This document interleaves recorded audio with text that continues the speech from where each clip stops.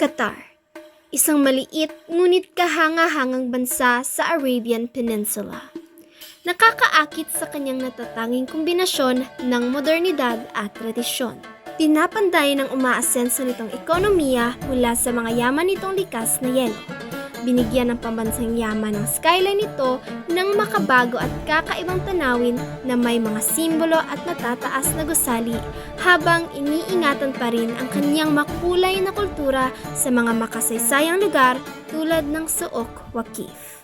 Bilang sentro ng iba't ibang impluwensyang kultura, nag-aalok ang Qatar ng marangyang pamumuhay na may world-class na mga pasilidad.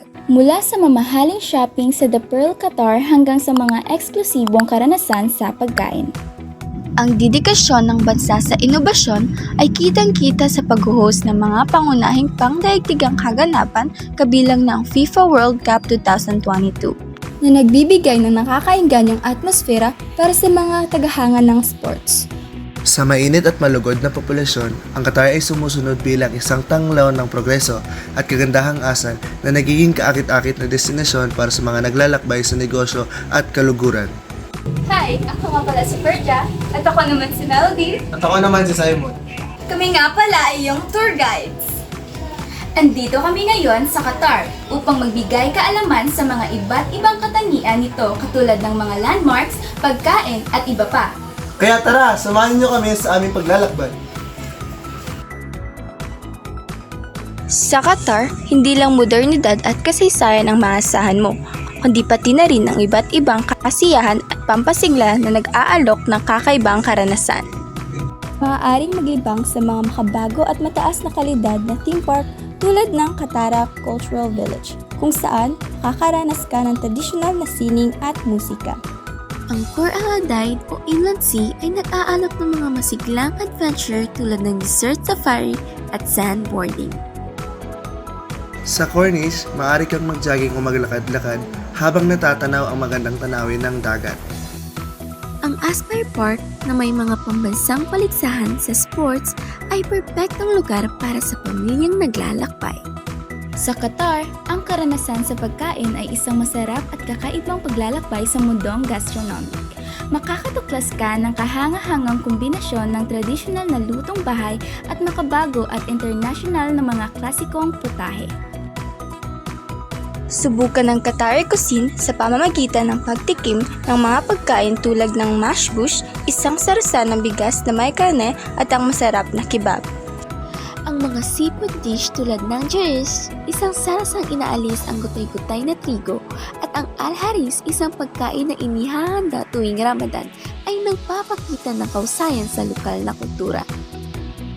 Para sa internasyonal na karanasan, ang Doha ay puno ng mga restaurant mula sa iba't ibang kultura, mula sa Mediterranean, Asian hanggang sa Western cuisines. Subukan ang mga masarap na street food sa Souq Waqif at huwag kalimutang subukan ang kanilang kape at ang mga matamis na pastry. Ang mga food festival tulad ng Qatar International Food Festival ay nagbibigay ng pagkakataon na pagsamahin ang iba't ibang lasa mula sa buong mundo. Sa Qatar, ang kasiyahan sa pagkain ay tiyak na magiging bahagi ng iyong kakaibang karanasan sa bansa. Sa Qatar, maraming pagpipilian para sa kakaibang pamamalagi. Sa Doha, may world-class na hotel at luxury resorts tulad ng The Pearl Qatar at West Bay Area. Para sa mas pribadong karanasan, may boutique hotels sa Souq Waqif. Ang mga accommodation options dito ay nag-aalok ng mataas na kalidad na serbisyo at kahusayan, mula sa maluho at sosyal hanggang sa tradisyonal at pribado. Ang sistema ng transportasyon sa Qatar ay moderno, mabilis at maayos na naayos. Nag-aalok ng mga pagpipilian para sa madali at komportableng paglalakbay sa buong bansa. Ang Hamad International Airport sa Doha ay isa sa mga pangunahing airports sa rehiyon at nagbibigay ng koneksyon sa maraming pang-international na destinasyon. Ang Doha Metro na binuksan noong 2019 ay nagbibigay ng mabilis at epektibong paraan ng pagbiyahe sa loob ng lungsod. Mayroon ding mga modernong bus system at taxi services na maginhawa para sa pang-araw-araw na panglalakbay. Ang pagiging host ng FIFA World Cup 2022 ay nagdudulot ng mga infrastructure upgrades at proyekto ng transportasyon para sa mas mahusay na mobility. Sa madaling sabi, ang Qatar ay nagbibigay ng maginhawang sistema ng transportasyon para sa mga lokal at bisita, nag-aalok ng madaling akses sa kahit saan sa bansa. Nag-enjoy ba kayo sa ating paglalakbay mga ka-explorers? Mabuti! Sana sa paglalakbay na ito ay matutunan kayong mga iba't ibang impormasyon tungkol sa Qatar. Hanggang sa muli mga ka-explorers!